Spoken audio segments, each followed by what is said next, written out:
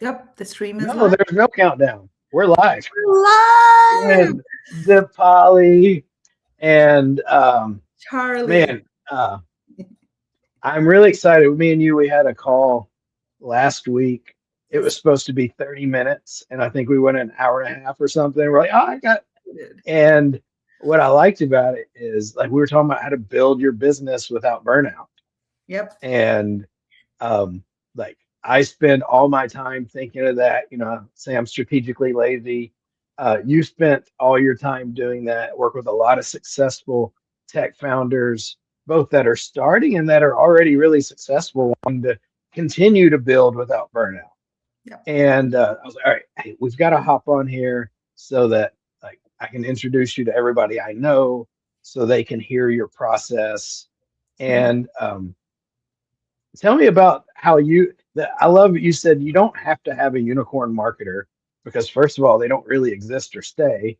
But like, how did you come up with this solution that you've got to or kind of replace that non-existent unicorn? Right. So I will start by saying that unicorns do exist. They just get burnt out really quickly. Yeah.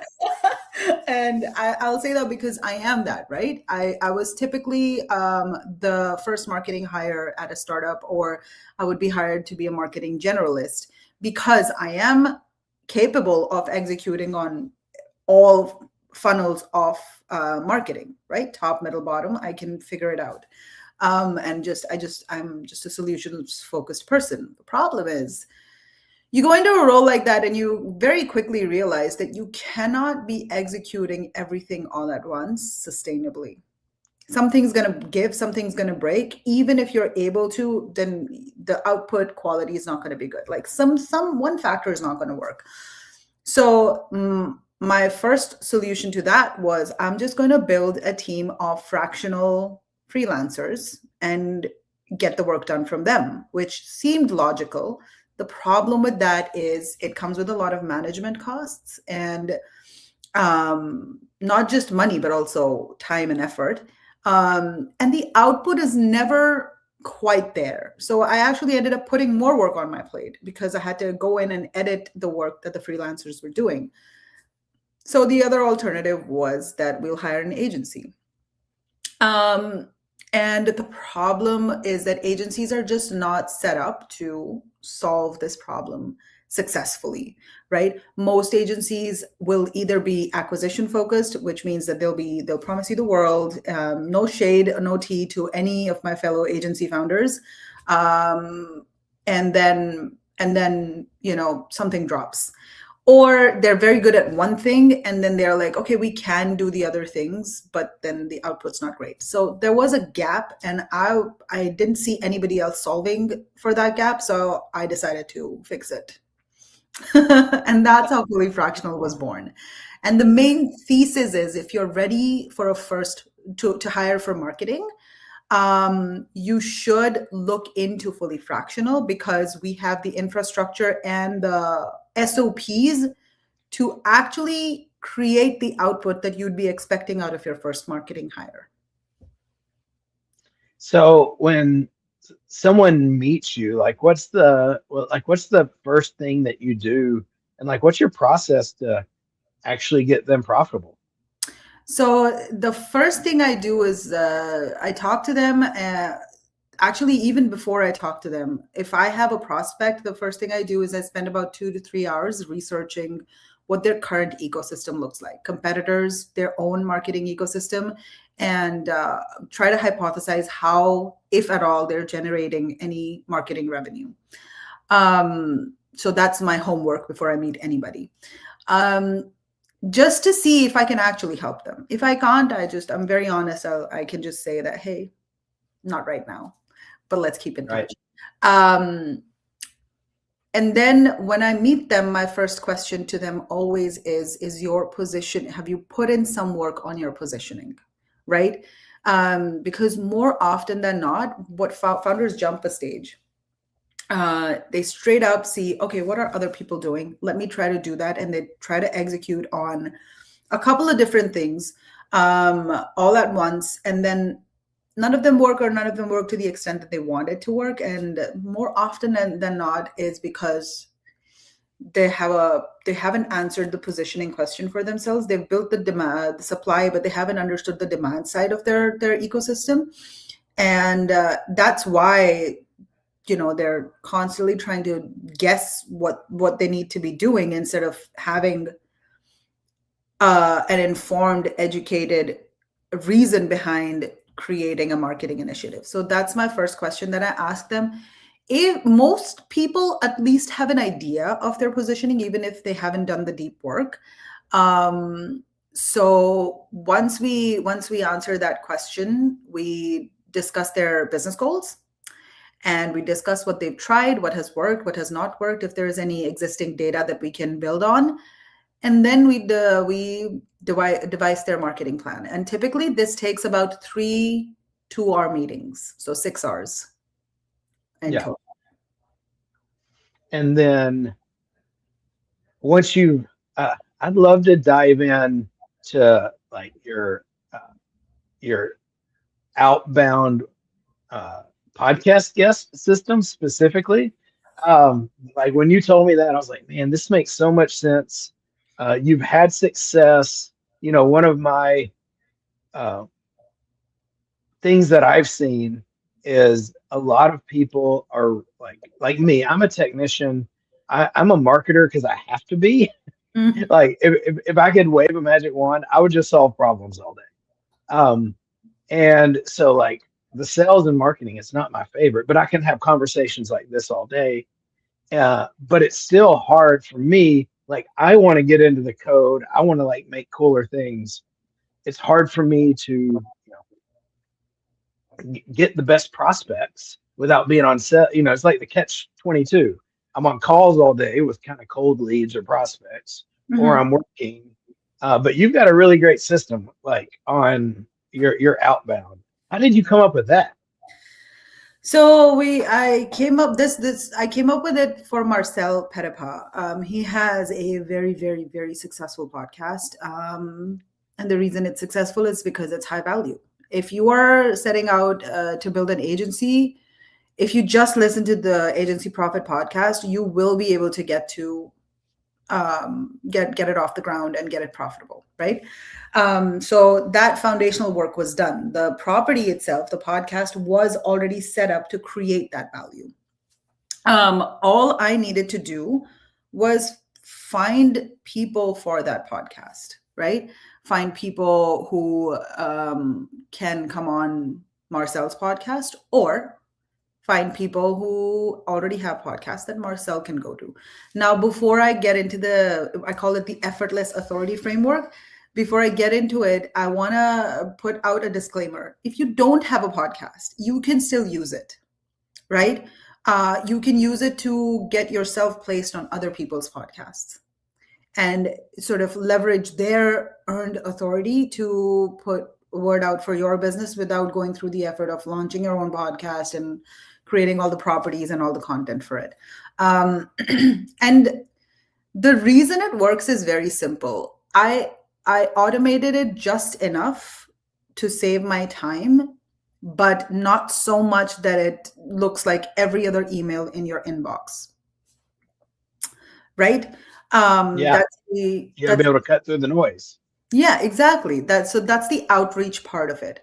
The pre-written part of the outreach email is Marcel's introduction, or whoever the speaker is, their introduction, and the subject line, as well as the introduction paragraph. Both of them are customized, written in real time, based on literally 5 minutes of research, right? Hmm. Yeah. Um, and the way that process happened is I did it manually for Marcel for about 20 to 30 emails, figured out what the pattern was, documented that pattern, and then created the SOP. And I think that principle carries for any process you want to make. Don't automate too soon. Do it manually, put in the effort, recognize the patterns of the process, and then automate it. Because Right. then your automated process looks genuine and real, and be very clear, be so for real. Like, You do not want hundreds of podcasts, right? In a month. You don't have the time for it. You Right. realistically want like 10, 7, right? Yeah. Podcast placements. So you can afford to spend that time in the beginning to get those high quality placements. But that's the process. Now that's the process to get yourself placed on podcasts or get guests for your podcast. What do you do with the content after that? Make sure you have it on video, like we're talking right now. And obviously, it's going to be distributed to all podcast channels.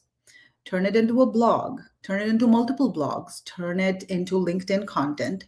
Use the video, cut it into little shorts, and post it on all your channels, distribute it everywhere, and make sure you have your call to actions in that distribution so that once the attention on your brand compounds, once people have seen your face enough, heard great things from you enough, and are actually feeling the need for your service, it's easy for them to book a call with you, book a demo with you, or sign up and be a customer. Those are the simplest parts of a funnel. They will never change. They will always be the same. No matter what tools come in, no matter what platforms come in, this principle always stays the same. And that's what the framework is. It's really very simple. Yeah. I was talking to a friend this morning that you know, my word for 2026 is stop digital amnesia, which is people forget about you when Yeah, they need you. yeah, And, like you, you need three things to happen. One, when they need you, you're top of mind. When they need you, they trust you. When they need you, they believe you can deliver the transformation, the three T's. But the exactly. secret is it's when they need you because there's so many, like in real estate, we've got what's called the 10 days of pain. Have you ever heard Mhm. this? No. What's the 10 days of pain? The 10 days of pain was this really popular follow-up sequence that said when you were in real estate and you got a lead, you like reached out to them like 5 times a day for 10 days. Yeah, So it's pain on them, really. You're just harassing them. And, I mean, we know like most people aren't ready then. We've got the 7-11-4 rule. People need to spend 7 hours before they trust you.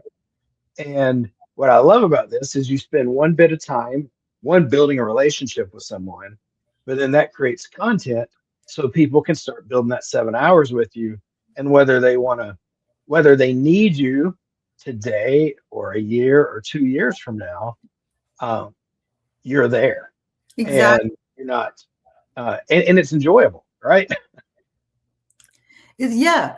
I mean, I think that's one thing that a lot of founders miss out on is funnel blindness, that they think that why isn't this, they stop too soon, right? You start creating a podcast, you don't see results from it in a couple of months, and you're just like, no, this is not worthwhile right now, this is not worth spending time on right now. But you don't realize that once that faucet actually starts, once that faucet actually turns on, then the way you get results from that, these leads come in pre-sold, ready to buy.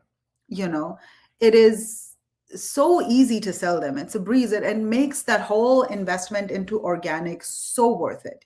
um so that's very important. Same thing with follow-up. People stop following up after 3 emails. In Right. my experience, it takes about 8 to 10. Now, the thing is, don't make them just checking in on you, just All bumping, right. like, put Help some, them, help give them, them value. give them value, but take some time, put some context into it. And honestly, there are so many tools right now that can help you do that. But the point is, you need to be clear on what you want to do, Yeah.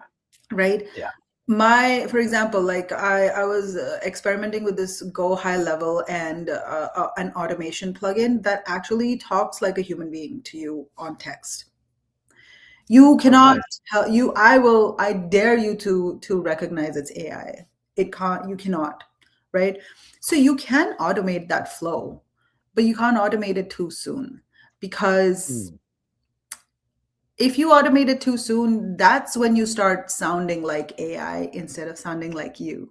So do the work right. manually, map out the process, each step, and then you can plug in the tools to save your time. Yeah. Um, Big tangent over there, but yeah. Yeah. Yeah. I love the pre-sold clients. One of the things I was actually talking to one of my clients last week. This was so to me like funny. He's like, "Hey, I need to pause your service. Um, I've got some clients that are coming in. He's in real estate, um, and like I just don't have money right now. I need to pause." I was like, "Well, hey, let's hop on a call. I love this guy. He's awesome." And I was like, "I want to know what's going on. Because like this should be working for you." And so I hop on the call and I'm like, "All right, what's going on?" He's like, "I've got some clients that just kind of came out of the blue, and like I'm working with them. I'm going to get checks. Like I've got I've got like a month or two, or I got to figure it out." And I was like, "Justin, Out of these the blue. clients did not come out of the blue. That doesn't happen, right?" And you know, he was like, "Oh yeah." But it felt, because when people see your content like this, they feel like an old friend, Yeah, right? Like you don't even feel like you sell them. Like you said, you don't, like you literally just say, you know, "Yeah, I can help you." I had a client hop on my call. It was a month ago. I thought we were just going to chit chat, and she's like, "All right, I want to sign up. Where do I pay you?" Like, uh, yeah, that's what happens, yeah, exactly. It does not then. Honestly, I think the best way to put it is, if when you invest in building your audience and your authority, you you skip the competitor search, right? So if someone's looking for example, referrals, because you're top of mind, they are not going to Google search or ask ChatGPT how to build my referral engine. They will literally right? just they will literally just book a call with you and be like, "Hey, Charlie, I'm trying to solve this problem." That's what I'm going to do. Yeah, Right?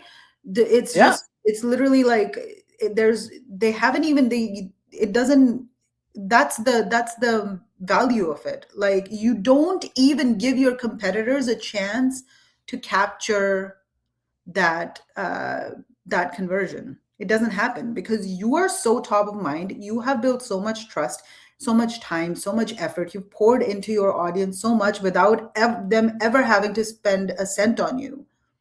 It becomes a right. no-brainer. Yeah. um, Yeah, I mean, it kicks in the reciprocity, right? The more you help them, yeah, I mean, people are going to want to pay you money because you're like you're helping me and I haven't done anything for you yet. How can I help you back? Well, exactly. like, of course I'll hire you. Yeah, exactly. Yeah. And Yeah, it's again that whenever somebody asks me, uh whenever they quote the most, I think this is the most quoted demand gen stat, is that 20%, only 20% of your market is ready to buy right now.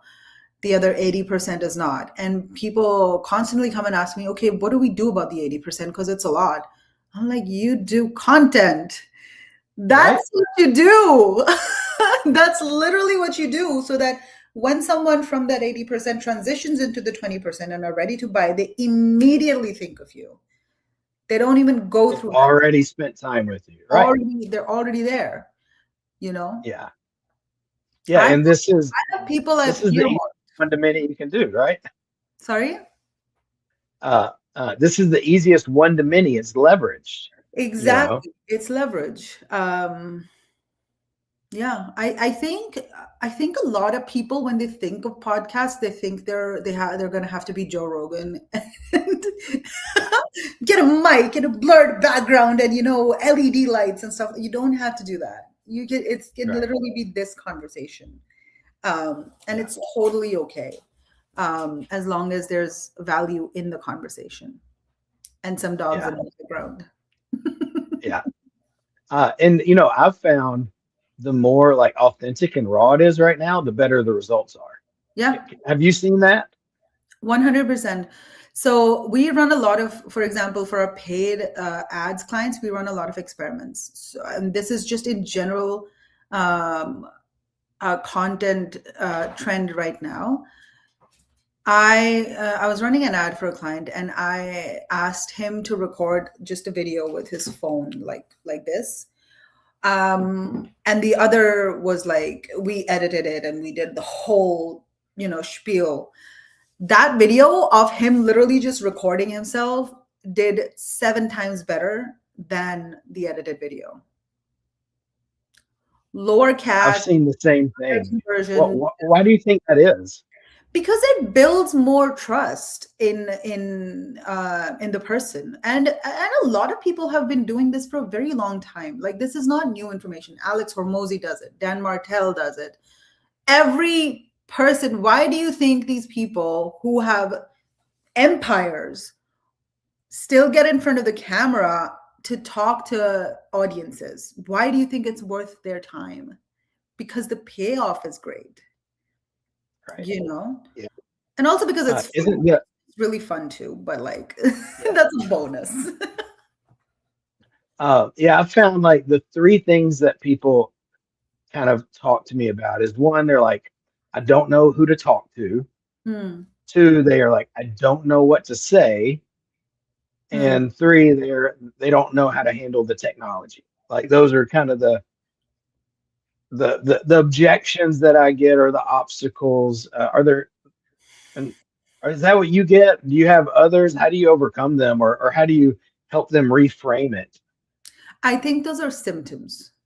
I don't think those are actual objections. If you Hmm, build a product, if you built a service that solves a problem, you know who you're solving that problem for. You know what problem it is. You know what struggles your audience is facing, because otherwise your product wouldn't work, right? If it doesn't serve your customer, it wouldn't work.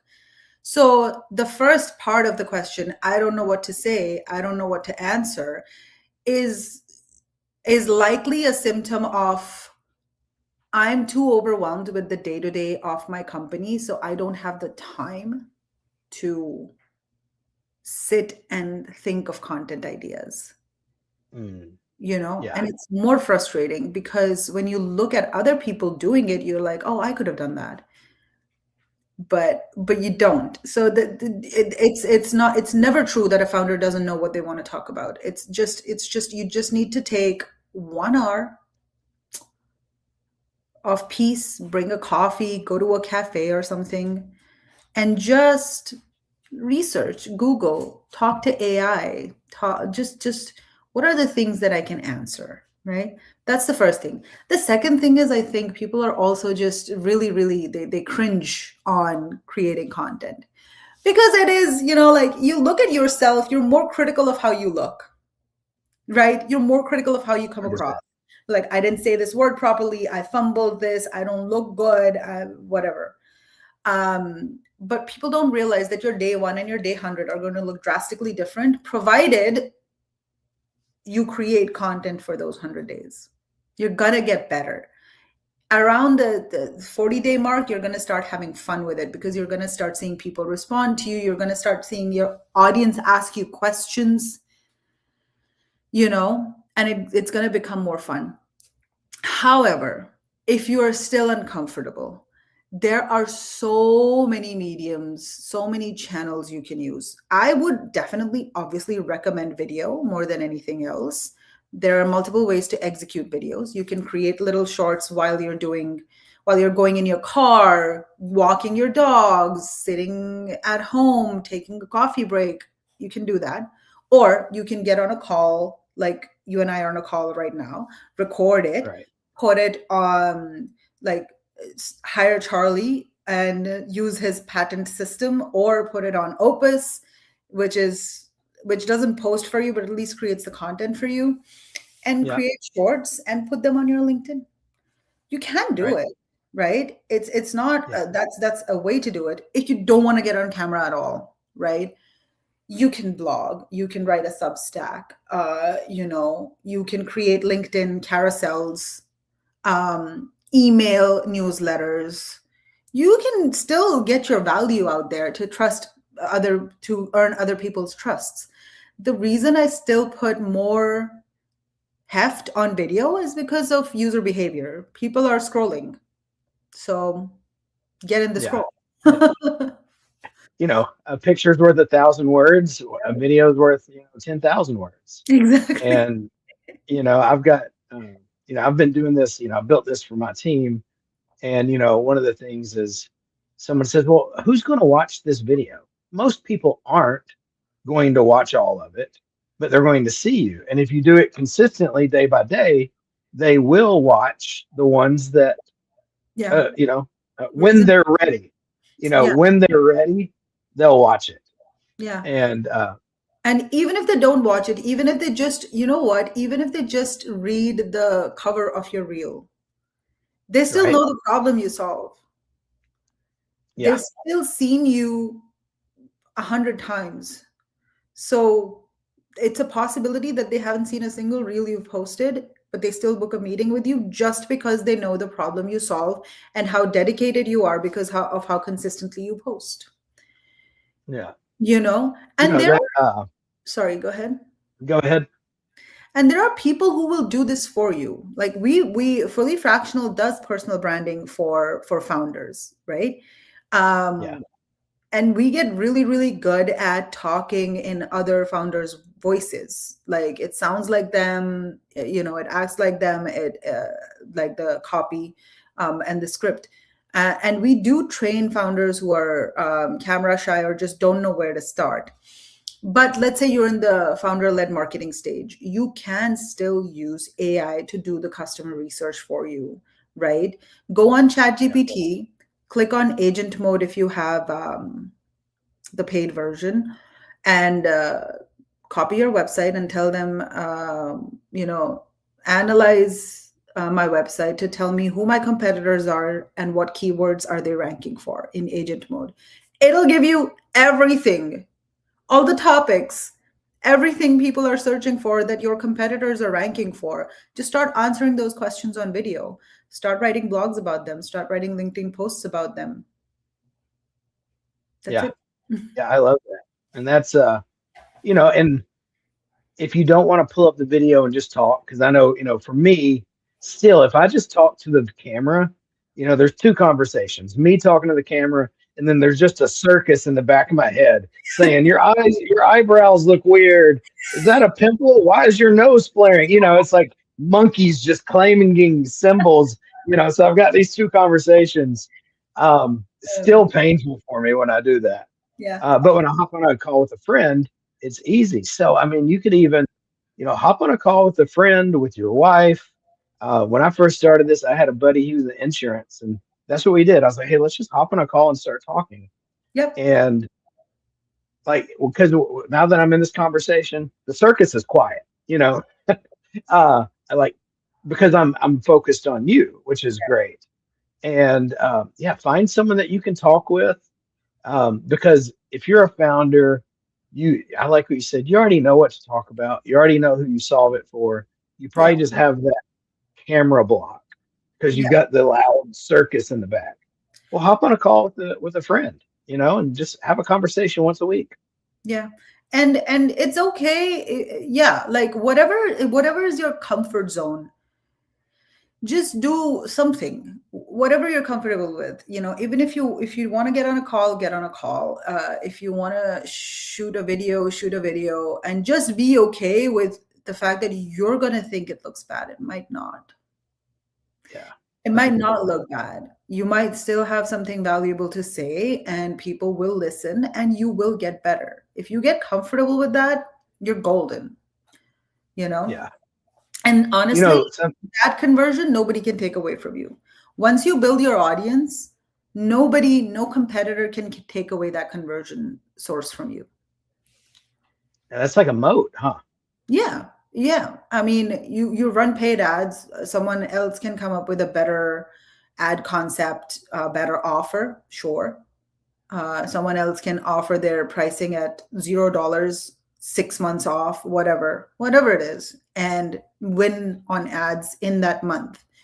But nobody can win the trust game if you're building your content.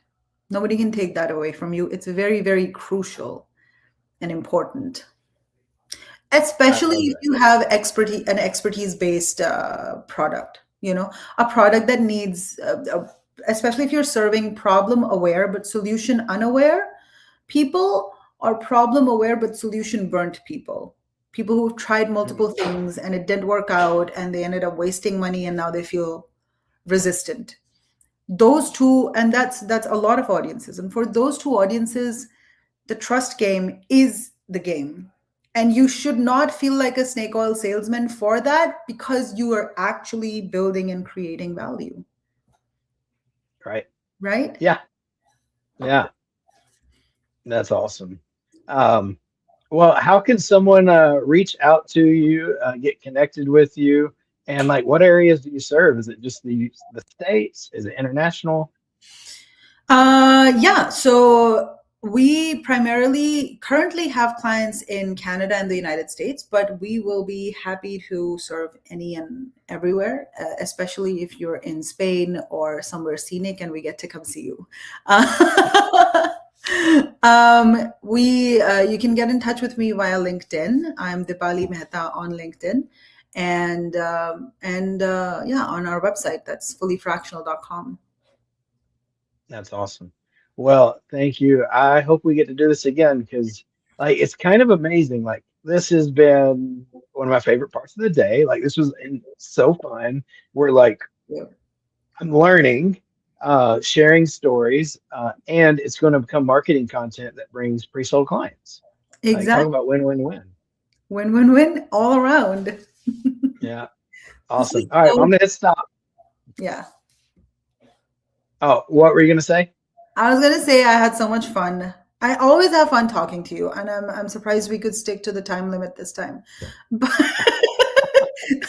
that's a new one. Yeah. And I'm really grateful that you take out the time to pour into your network like this. Hmm. Well, thank you. Thank you. Absolutely. Awesome. All right, bye. I'm blushing.